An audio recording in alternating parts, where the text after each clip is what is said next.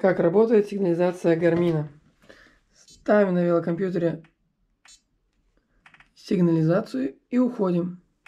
Соответственно, через 5 секунд мы видим, она включается. Обратный счет пошел. Активировано. И мы получаем уведомление на наш телефон о том, что сигнализация активирована. Можем сами воспроизвести звук, чтобы кого-то там напугать или просто найти наш велосипед. Но вообще, если кто-то его захочет своровать, соответственно, начнет его двигать. Вот. Ну, грубо говоря, мы сейчас активацию сделаем благодаря...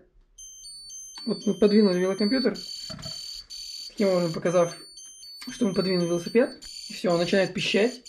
Нам пришло уведомление на мобильный телефон о том, что сработала сигнализация. Проверьте ваш велосипед. Соответственно, мы можем что сделать? Либо отключить сигнализацию, вот так. Либо, сейчас активируем еще раз сигнализацию, если кто-то пытается украсть велосипед. Вот у нас получилось уведомление, значит, сработала сигнализация. Проверьте ваш велосипед. Ну и, соответственно, если мы в роли вора, мы должны выключить сигнализацию, да? Для этого мы нажимаем кнопку и должны ввести код. То есть 4-значный код.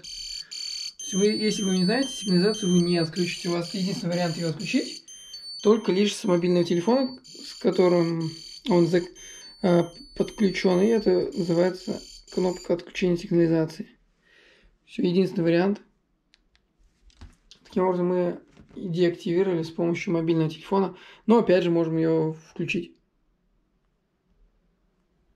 напугав людей, да, вокруг.